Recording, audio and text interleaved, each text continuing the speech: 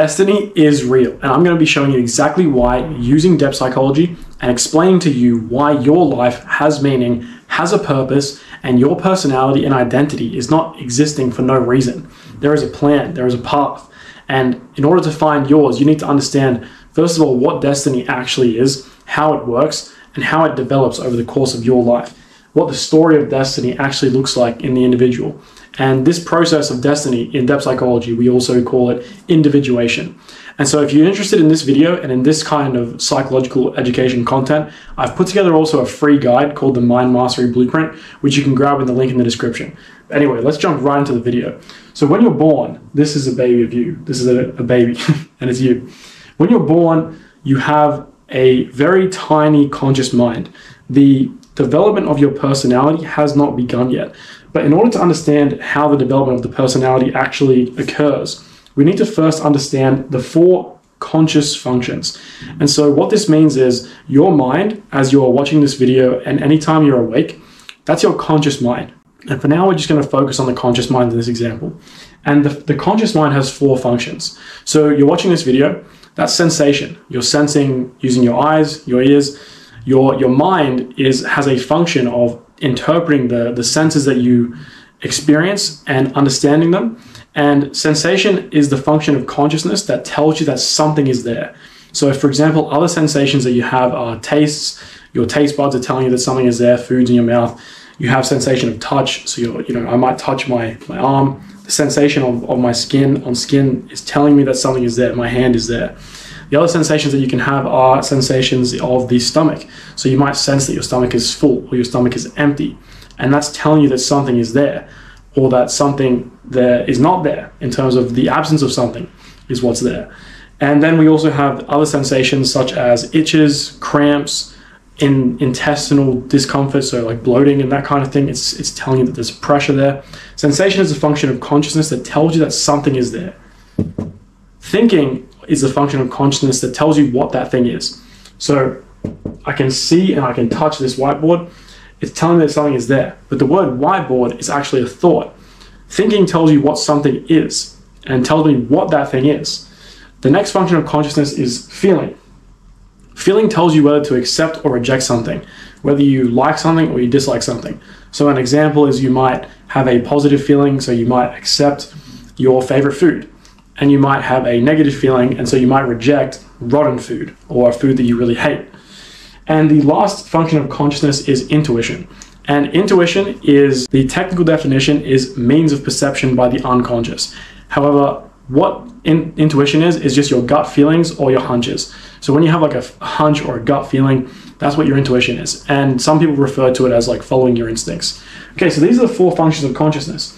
Now, so when you're a baby, you're born, let's just look at when you're born. You're inside the womb, and then you come out of the womb.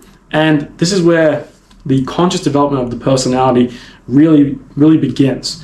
Because let's just look at literally the first couple of seconds of life.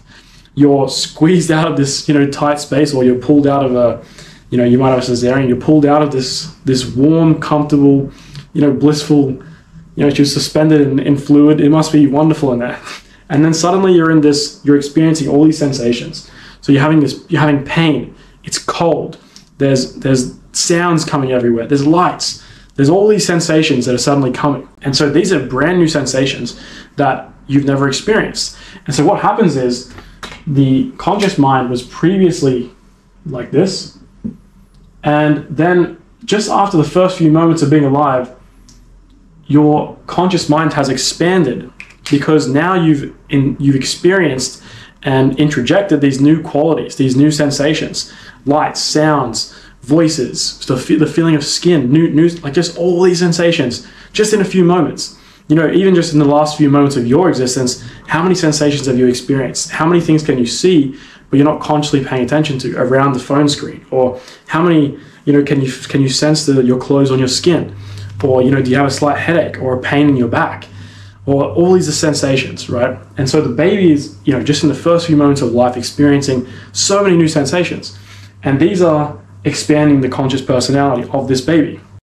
Now, at the same time as these sensations are coming in, they're having positive and negative feelings. These positive and negative feelings are coming into the baby's, conscious mind. And so, they might experience a light, and there might be a negative feeling of it. It's painful, hurts my eyes. They might be experiencing the sensation of fluid on their skin and then being exposed to the cold air, and they might have a negative feeling towards that. Then they might have a positive feeling to a blanket that's wrapped around them, and then their mother's embrace and their mother's soothing words. And so, that's the warmth of the blanket, the pressure, the sensation of the pressure of the hug, the sound of the mother's voice. There might be positive feelings towards those. And when we look at thinking in the primitive, undeveloped mind of something like a baby, thoughts are still undifferentiated. Language is not differentiated yet. And so thoughts are in their most primitive form, which are just sounds. So the baby will cry, make a grunt. We can kind of look at, let's just say a baby's angry.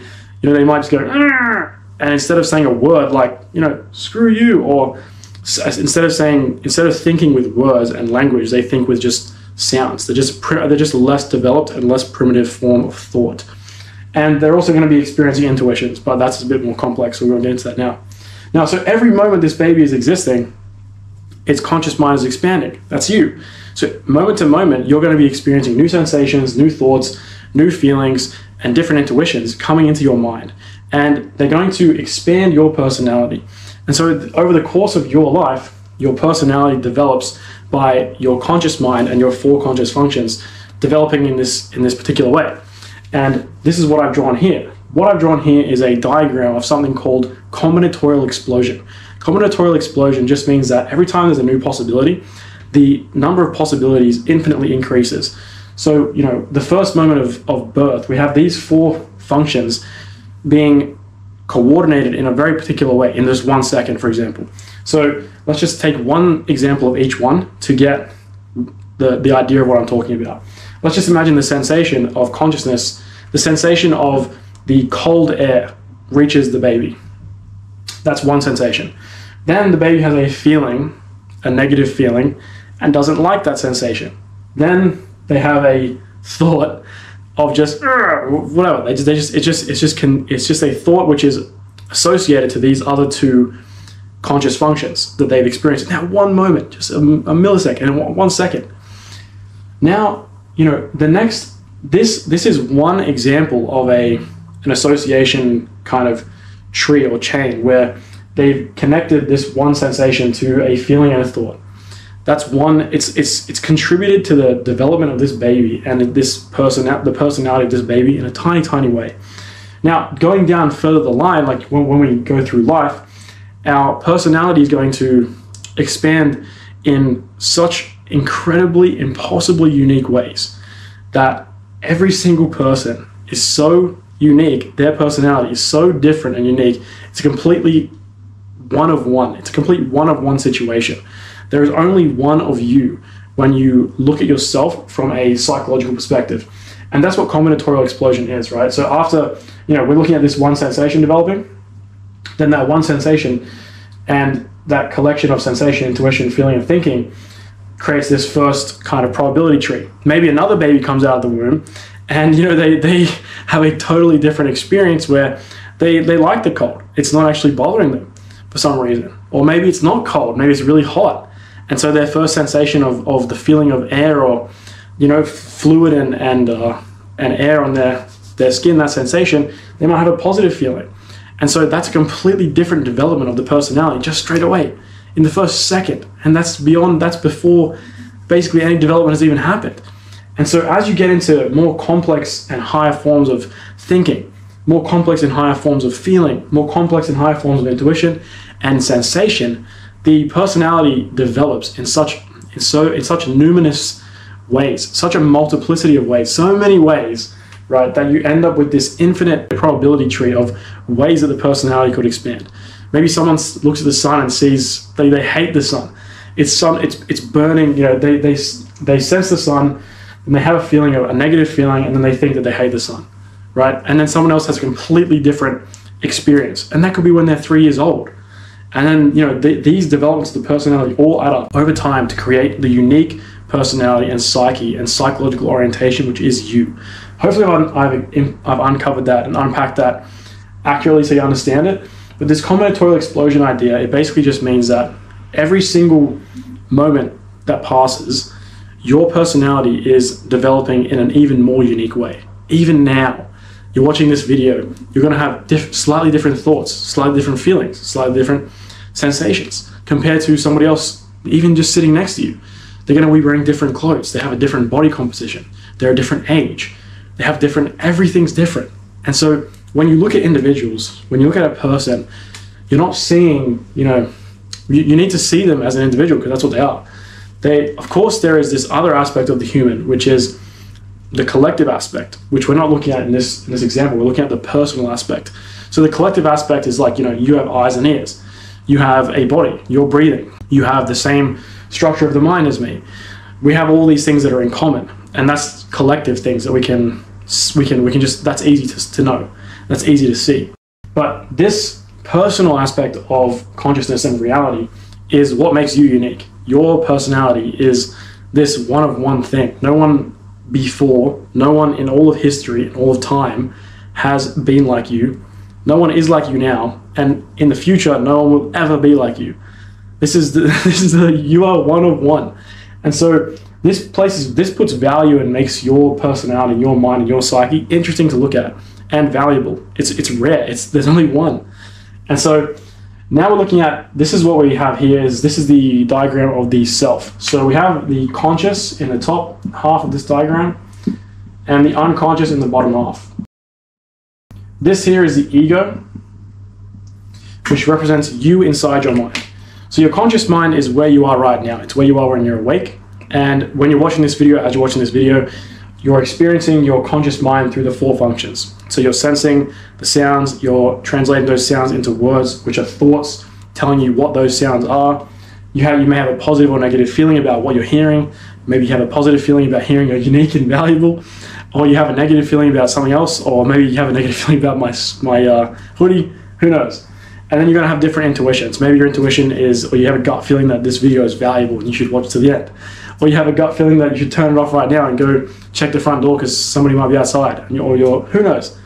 Your 4 functions are the experience that you have in your conscious mind. And one of the characteristics of the conscious mind, which helps people to kind of understand it, is that it's characterized by exclusion, meaning it's kind of like a scalpel or a sift, which is beautiful, or a sieve, where it's sorting through stuff. And so you can imagine when you're focusing, right? Focus is not thinking about one thing, or focusing on one thing. It's actually focusing on nothing else. It's pushing everything else away. So the conscious mind excludes things. It's good at excluding things because those sensations and everything else are still there. You may be trying to focus on your work, and the sensation of an itch on your back, or the sensation of feeling hungry, or some thought about what you're going to do tomorrow, or when your girlfriend's getting home, or when your child's finishing school. Those are all distracting you and coming up in your conscious mind, and you're able to push them away. Now, where does everything else in your mind go? So the other part of your mind is the unconscious, and that's where everything else that is not your conscious mind is. So for example, right now you're watching this video, you're not thinking about every single memory that you ever had. Where are they? Where are those memories? They are in your unconscious. And then at different times you can recall them, you can remember them, and bring them up into your conscious mind. And sometimes you might be just going about your life, see something, and a memory pops up. Where does it come from? It comes from your unconscious mind. This is also where dreams come from, nightmares come from, and also different things like fantasies. So you might be like staring into space or like daydreaming, and those images that are coming behind your eyes, those images that are flashing through your mind are fantasies, and those fantasies are coming from your unconscious. So you might be, daydreaming about going to Hawaii on a holiday, or one of my friends told me about a daydream he's had of going to Antarctica and living in a tiny shack and being completely alone, and no one's within 100 miles of him, whatever. So these are different fantasies that can happen, and where all these things come from, where do all these events of the mind come from? They come from your unconscious. That's the other part of your mind. And like I said before, the ego is just you inside your mind. So when you have a sensation, you may be watching a video, and there may be all these things outside your focus and that you can still see, but you're not consciously connecting to yourself. You're not kind of conscious of. And so the ego is you inside your mind, and when you're connected to a different thing. You may have a thought that you're unconscious of. And when you bring it into consciousness, you're connecting it to your ego. Your ego is experiencing that thought or that sensation, that feeling, whatever. So that's the basic structure of the mind. And as you develop across the course of your life, you're going to bring more unconscious contents into consciousness and expand your personality, which is what happened here. So your unique personality is going to be so infinitely, uniquely developed that's going to make you that one-of-one individual that you are sitting here right now. So now what? Now you know your mind is completely unique and you're this unique individual. So what? You know, does that mean that you have a destiny? Let's kind of break it down a little bit more and get into the next stage of the video. So now that you know that your mind has developed in this completely unique way, what's going to happen is that when you're actually born, even before you're born, there are some qualities which are what we call in depth psychology a priori, and that just means that you have some kind of structure already developed in your mind, some kind of typical orientation of these 4 functions in your mind, which is basically there before you're consciously developing your personality. It's not something which changes and develops throughout the course of your life like these other things. It is a kind of set like starter position. It's like your body, right? You start with this body, and you're also going to start with a kind of basic fundamental stratum or fundamental structure of your mind. And so one example of this is we see typical psychological orientations in people. So let's just take for example, you might be a thinking type. And what that means is that thinking is your most dominant function. It means that you have a predisposition to be adapted to thinking all the time. So to using the function of thinking more than the other functions as you make your way through life and as you adapt to the environment, the society, and to yourself, which you are born into, right? And what happens is, before I continue, what I want to say is people get really caught up on typology and, typical stuff and like trying to put themselves in this box and like, oh, I'm this and this and this. Just don't do that. Just try not to do that for now. It confuses things, and it's just not true basically, because over the course of your life, your personality type is not some kind of static thing that never changes. It's constantly changing and evolving. A person's life can be 100 years, and just because from when you were born until when you're 30 years old, you've been thinking your whole life, it doesn't mean that you're going to be thinking as your dominant function for the next 10 years of your life. You may actually, what's normally going to happen is that your psychological functions are going to shift in your mind, and so your typology is basically going to change and shift across the course of your life. So just don't get caught onto this idea of typology. That's just one thing. Let's just take, for example, that you are developed as a thinking type and your other 3 functions are mostly unconscious. What's going to happen is that your self, so this circle here represents the self, so both the conscious and the unconscious. What it wants to do is it wants to reach wholeness, and wholeness just means that what's unconscious becomes conscious and your mind balances out. And that is an extremely oversimplification of what's actually going on in terms of the psyche. However, for understanding destiny, this is what you need to know. Basically, what's going to happen is over the course of your life, your psyche wants to develop the unknown parts of it. So your psyche wants to learn about all the parts of your personality. Your conscious mind wants to expand. It wants to integrate and discover these unconscious contents. So, sensations you've never experienced before, it wants to experience. That's why you have this positive feeling when you do something you've never done before. You take a leap and you exit the house and you do something cool. Maybe you travel. Maybe you do something you were afraid to do. That's conscious expansion, getting out of your comfort zone.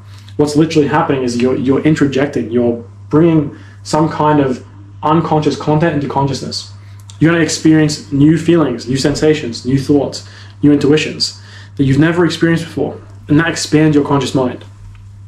And like we see with the baby in the first few moments of reality, of life, of existing. So that's the purpose of the self. The self is the central ordering kind of intelligence of the psyche, and it wants you to expand your mind. It wants you to progress through life and actually develop new parts of yourself, and not only the positive parts but also the negative, right? Part of life is experiencing tragedy, is experiencing death, sadness, everything, all these other negative things. That is part of life, And these are parts of the unconscious mind which your mind wants to integrate and discover, because you're going to essentially go through them anyway. You're going to experience somebody dying, you're going to experience, tragedy, negative things happening to everybody, or, negative. That we don't really know what's going to happen in life, and what we perceive as negative and the worst thing can actually turn out to be something wonderful. It's very difficult in a human life, especially if you're young, to see something or see the events of your life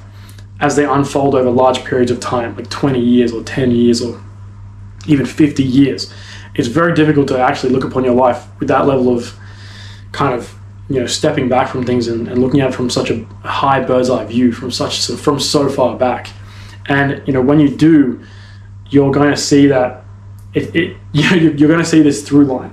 And that's what happens with this combinatorial explosion stuff, is that every decision you make, every time your conscious mind expands, it creates this unique path, right? This is your decision, your decision, your decision, your decision. And so this is the line that you see when you look back on your life, is going to be all these things that you did do, and it's not the things that you didn't do. And so this line kind of appears, and that line stretching into the past is your destiny.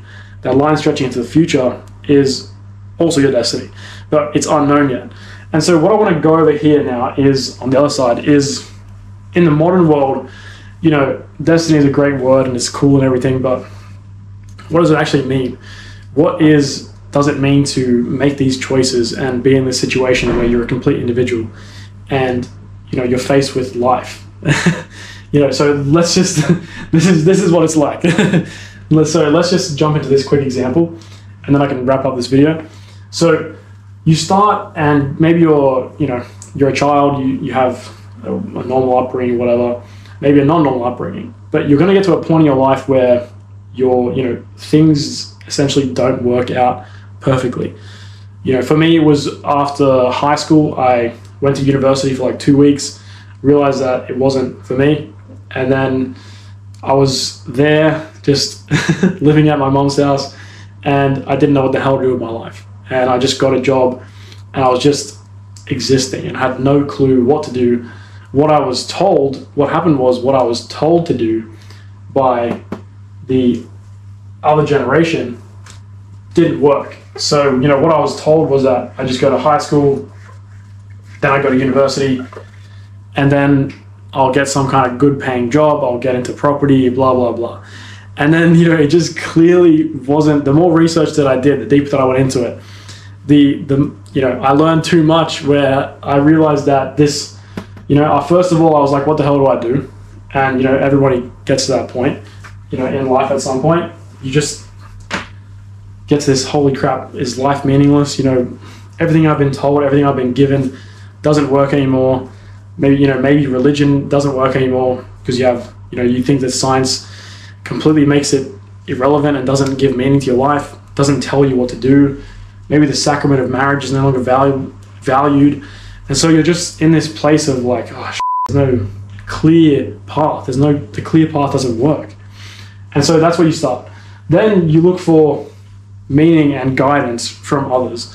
So you're gonna, at least that's what I did, right? You turn to the great thinkers of your time, even before your time. Maybe you read, maybe you look at YouTube videos, maybe you search for, something. You're searching for some kind of guidance, some kind of path, some kind of meaning, And for me, what happened was that meaning, that path that I was given, handed, just didn't work. And so, further I went, I tried to, listen to my family. I tried to listen to teachers. I tried to listen to, professionals online. I tried different businesses. I did all these things, and, nothing seemed to kind of work.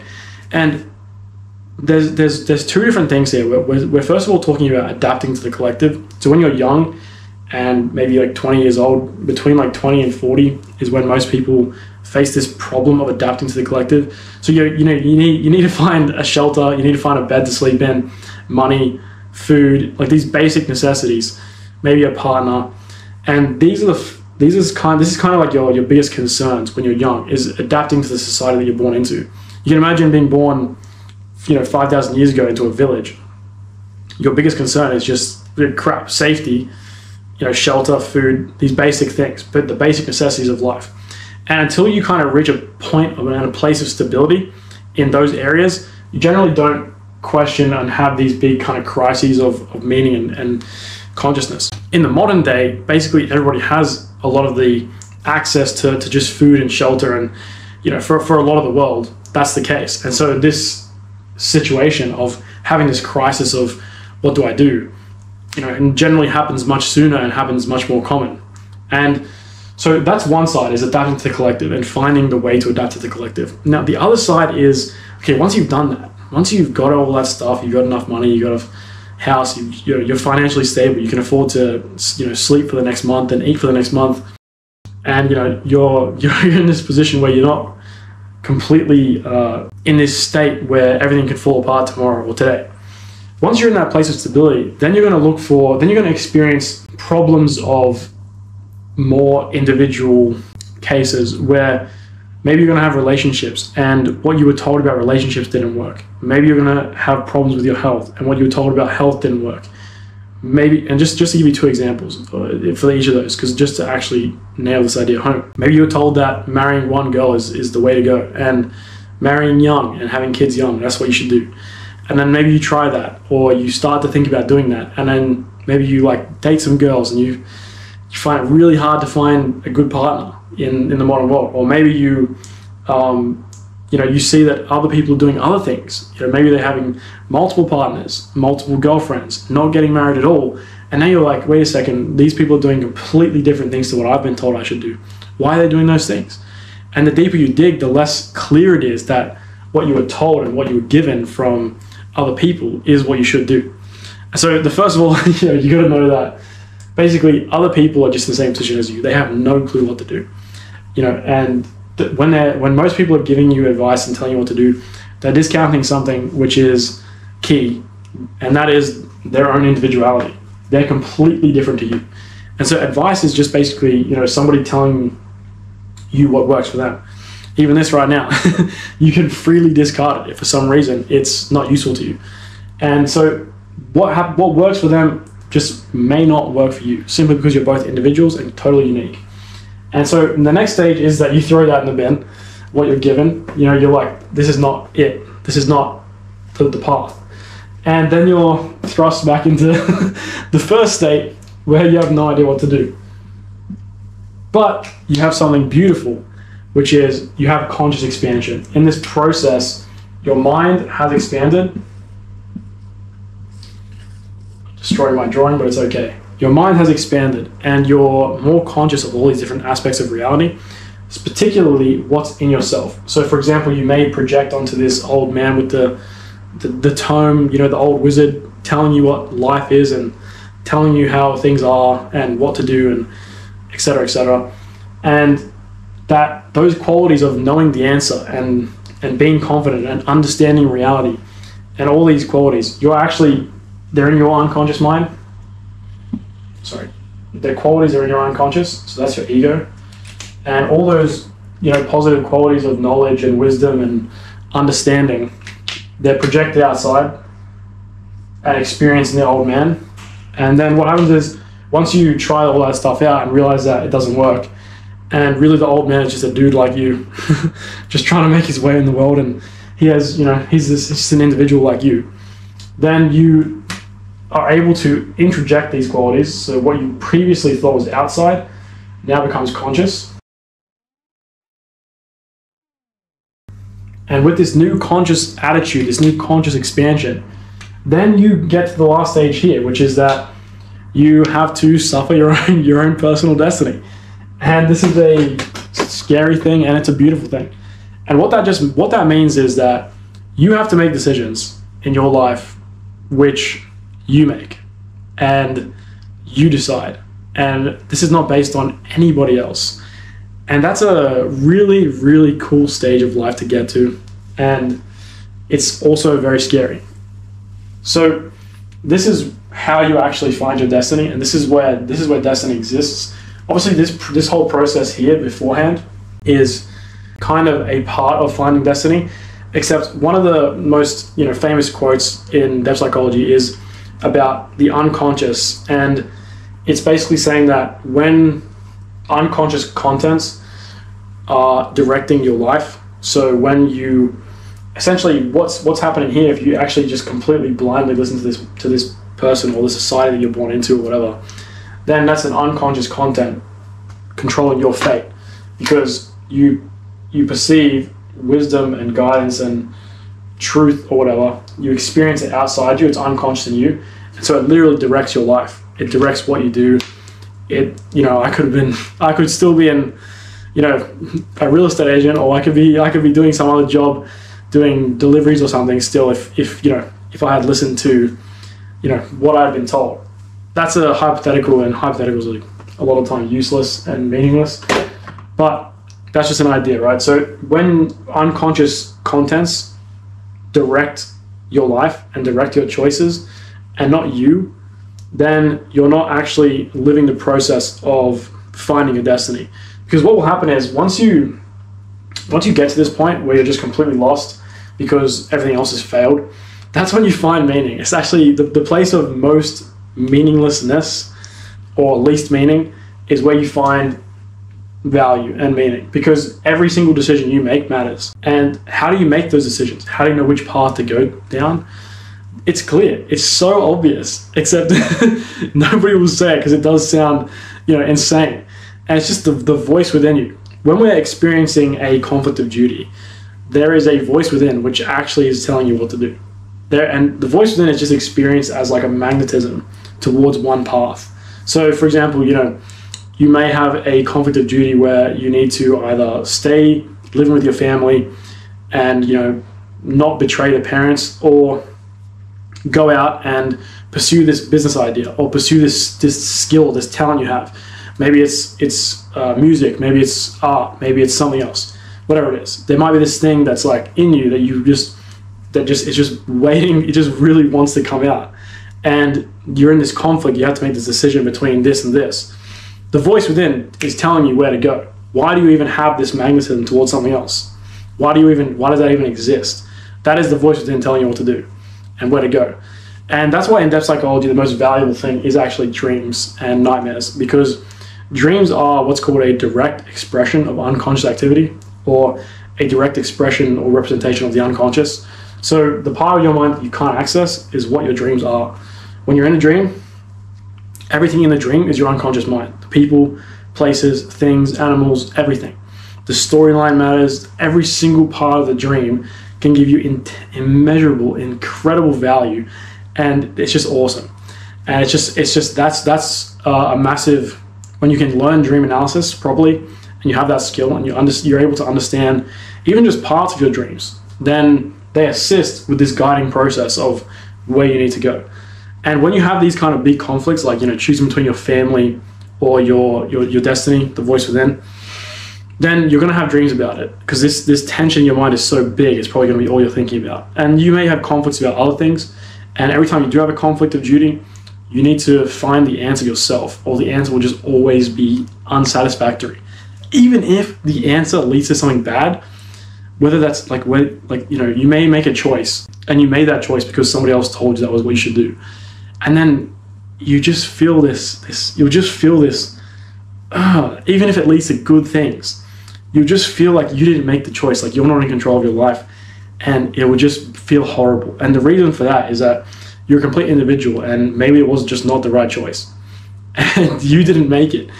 And what's crazy is, even if you mess this up, or you think you've messed up, and you make a choice where everything goes to shit and everything goes bad, that is actually a beautiful thing. It's a weird thing to kind of wrap your head around, but you made that decision and things go bad, your conscious mind expands, and you're gonna uncover parts of your personality which you wouldn't have otherwise. And that's why when we look back on our lives and people say, do you regret this thing? Do you regret this choice? Most of the time, even when things went horrible, people still say no, because they wouldn't be the person that they are now without that decision. So hopefully that's a quick overview of destiny and why destiny is real. And hopefully this makes you kind of value your own mind and your own life a little bit more. And if you want to go deeper, I have put together a lot more like way more depth, hours of content and videos explaining the psyche, going from zero to a medium to high level in my course called the 7-Day Decision Maker. The link's in the description. But if you want to start for free and just get a basic idea of your mind and take the first step into depth psychology, then I put together, like I said, that free mind mastery blueprint, and the link will be in the comments and the description, so you can grab that totally free. It takes less than 5 minutes to read, and I think you'll find it pretty valuable. And also, I'm posting new videos every single day, so if you like this video, hit subscribe and you can stay up to date with everything that I'm doing, everything that I'm posting. And other than that, thanks so much for watching, and I'll see you in tomorrow's video.